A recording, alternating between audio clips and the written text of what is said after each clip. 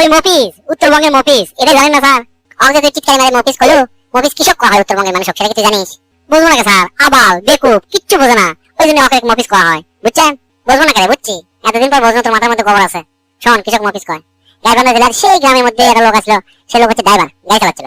এই ড্রাইভারের নাম হচ্ছে মফিজ। এই সারা জীবন গাড়ি চলে, টাকা জমে জমে যে কয় টাকা আছে, তার সাথে একটা জমি বেচছে। জমি বেচার পরে সব টাকা একসাথে করে কোনো মতে একটা ঢাকা রুটের একটা গাড়ি কিনছে, বুঝছো? বাস কিনে নিজে এই গাড়ি ড্রাইভারি করে। তো এই গাড়ি ঢাকা যাওয়া আসা করে, গরিব মানুষ যারা আছে ঢাকা যায়, দিন মজুর, একের জন্য ভাড়া খুবই কম লিখছিল, নিয়ে ঢাকা দিয়ে যাওয়া আসা করেছিল, বুঝছো? এই মফিজ গাড়ি চালাতে চালাতে মানে বুড়া হয়ে যায়, গাড়ি আর চালাতে পারে না। তখন করে কি, ড্রাইভার ভাড়া নেয়, ড্রাইভারকে গাড়ি চালানোর ব্যবস্থা করে, আর ওই করে কি বাড়ির বসে থেকে হিসাব জিজ্ঞেস নেয়।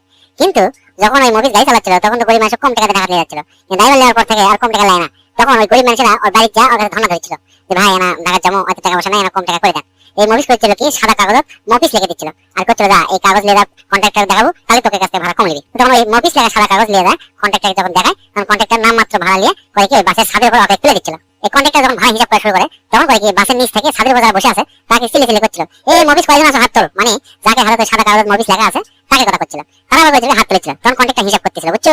এই রাতে আস্তে আস্তে এই গরিবের উপকারী বন্ধু মফিজ শব্দটা চালু হয়, বুঝছো? আজ তো ঠাট্টা করে কোষ উত্তরবঙ্গের লোক মফিজ, বহু হাত দেখো তো এই মফিজ হওয়ার যোগ্যতা তোকে কার কার আছে? ভুল হয়ে গেছে স্যার, আমি জীবনেও টিটকারি করে মফিজ কমন স্যার। আমি তো কখনো ভাবতে পারিনি যে মফিজ আসলে এত মহান আসলো। উত্তরবঙ্গের লোকেরা হচ্ছে জমিদার, বুঝছো? একের জমি জমা বেশি, আর জমিদার স্টাইলে চলাফেরা করে।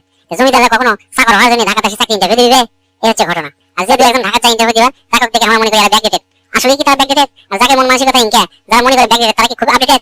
আজকে প্রভাবশালী জনপ্রিয় লেখক আনিস হকের বাড়ি ঘুরে, সৈয়দ শামসুল কুটকার, কবি শেখ ফজলুল করিম কুটকার আসলো, ফকির মজনু শাহ, আব্বাস উদ্দিন, বেগম রোকেয়ার বাড়ি ঘুরে, তাই না থাকলে আজকে তা নিয়ে আমি আইনজীবী হওয়া পারলাম না, বিমানে পাইলট হওয়া পারলাম না, কানিস ফাতে মারা অস্ট্রেলিয়া হিমালয় জয় করা লাগলো না। এই যে ঢাকা রাজধানী এর কয়দিন ধরে আছে রে? আগের রাজধানী কোনটা আছে জানিস? বগুড়ার মহাস্থানগড়। এই 9 বছর দেশ চালাছে এরশাদ সাহেব, এরশাদ বাড়ি গুটি কত দেখি? এই যে শহীদ রাষ্ট্রপতি জিয়া রহমান বাড়ি কোন জায়গা? পাগলামি করিস তাহলে? উত্তরবঙ্গের লোক মফিজ, শালা বেকুব কমাটকা। স্যার কোনই তো স্যার ভুল হয়ে গেছে, জীবনে আর উত্তরবঙ্গের লোক মফিজ কম না স্যার, ওরা হচ্ছে বস।